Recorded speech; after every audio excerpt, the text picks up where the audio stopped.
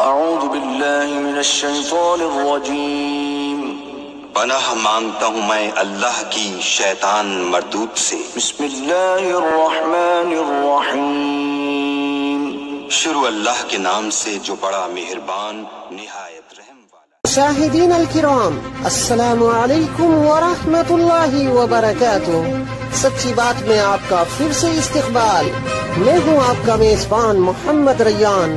آئیے ڈالتے ہیں آج کی تازہ ترین سرخیوں پر ایک نظر۔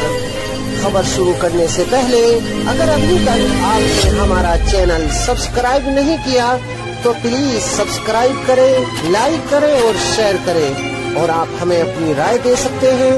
ہمارا موبائل نمبر ہے 9897135284۔ ان کا سوال ہے، قرآن مجید میں تصویر کشی کو حرام کہا گیا ہے، یہاں پر جو ویڈیوگرافی ہو رہی ہے اس کی اسلام میں کہاں تک گنجائش ہے؟ کچھ لوگ ٹی وی کو بھی حرام کہتے ہیں، برائے مہربانی وضاحت کریں۔ ایک تو آپ کو مغالطہ یہ ہے کہ قرآن مجید میں تصویر کشی کو حرام قرار دیا گیا ہے۔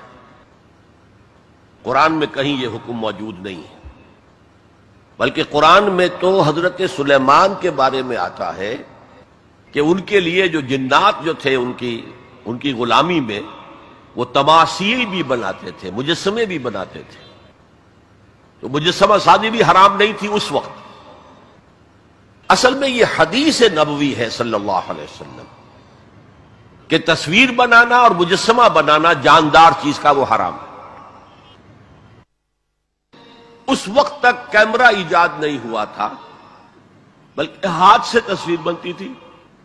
جاندار کی تصویر بن رہی ہے تو ہاتھ سے، مجسمہ بن رہا ہے تو ہاتھ سے، تو اس کے تو حرمت پر پوری امت متفق ہے۔ لیکن جب کیمرہ ایجاد ہو گیا تو ایک نئی چیز آ گئی نا، اس میں اختلاف ہو گیا۔ جیسے شاید آپ کے علم میں ہو، لاؤڈ سپیکر پر ہمارے بڑے بڑے علماء کا فتویٰ تھا اذان حرام ہے، خطبہ حرام ہے، اور فتویٰ کس کا؟ مولانا اشرف علی تھانوی رحمۃ اللہ علیہ کا۔ ایک نئی چیز آئی تھی، اس کے بارے میں ان کی رائے ہوئی، لیکن آج آپ کو معلوم ہے کون سی تھانوی مسجد ہے کہ جس میں اذان جو ہے لاؤڈ سپیکر پر نہیں ہوتی اور خطبہ جو ہے وہ لاؤڈ سپیکر پر نہیں ہوتا۔ تو نئی چیز کے آنے پر جو ہے یقیناً اختلاف رائے کے پیدا ہونے کا امکان ہے۔ عالم عرب کے تمام علماء کا تقریباً اس پر اتفاق ہوا کہ چونکہ اس میں ہاتھ کا کوئی عمل نہیں ہے، یہ عکس ہے، یہ جائز ہے، علی الاطلاق جائز۔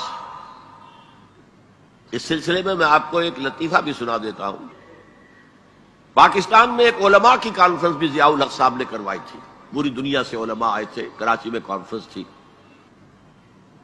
عبد الفتاح ابو غدہ رحمت اللہ علیہ بہت بڑے حنفی عالم تھے، عالم عرب کے حنفی عالم بہت بڑے، عبد الفتاح ابو غدہ۔ اور یہ اصل میں جو عثمانی حکومت تھی ترکوں کی خلافت والی، اس کے میں جو شیخ الاسلام تھے ان کے شاگرد رشید تھے۔ تو وہ ان سے ملنے کے لیے مولانا محمد یوسف بن نوری رحمت اللہ علیہ وہ گئے، تو ساتھ ہی دعوت دے آئے۔ وہ تو ہوٹل میں جا کر ملے، ساتھ ہی کہا کہ ہمارا وہ دارالعلوم ہے، وہ بھی آپ ذرا وزٹ کر لیجئے، دیکھ لیجئے۔ وقت مقرر ہو گیا۔ اب مولانا نے بھی اپنے کچھ لوگوں کو بلا لیا، جن میں ان کے داماد مولانا محمد تحسین، ان کے بڑے داماد، سب سے بڑی بیٹی ان کے گھر میں تھی، وہ بھی تھے۔ انہوں نے یہ واقعہ مجھے سنایا ہے، یعنی یہ نہ سمجھیے کہ یہ کہیں ادھر ادھر سے سنا ہوا بات ہے، ایک ایسا شخص بیان کر رہا ہے جو اس میں موجود تھا، اور جو مولانا بن نوری کا اتنا قریبی رشتہ دار تھا، ان کا داماد،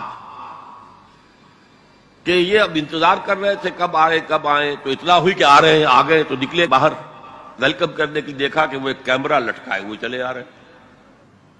اب یہ انہوں نے محسوس کیا یہ اتنا بڑا عالم دین اور یہ کیمرہ، جیسے عام جو ہے لوگ لڑکے بالے لیے پھرتے ہیں کیمرہ، تو وہ اس طریقے سے وہ کیمرہ لیے پھر رہے ہیں۔ لیکن کیا کہیں، مہمان ہیں، کچھ کہہ نہیں سکتے۔ آ گئے، بیٹھے، بیٹھ کر انہوں نے اپنا کیمرہ کھولا اور کہا ذرا ٹھیک ہو جائیے، سورہ اجتماعیہ، میں چاہتا ہوں ایک اجتماعی تصویر ہو جائے گروپ کی، سورہ اجتماعیہ۔ اس پر چیخ پڑے مولانا بن نوری، حرام حرام حرام، ہم نہیں کریں گے۔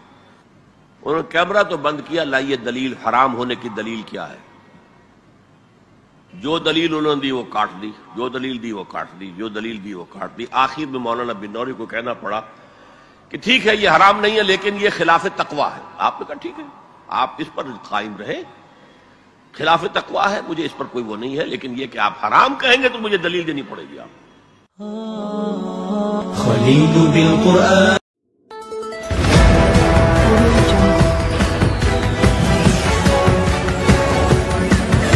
Audio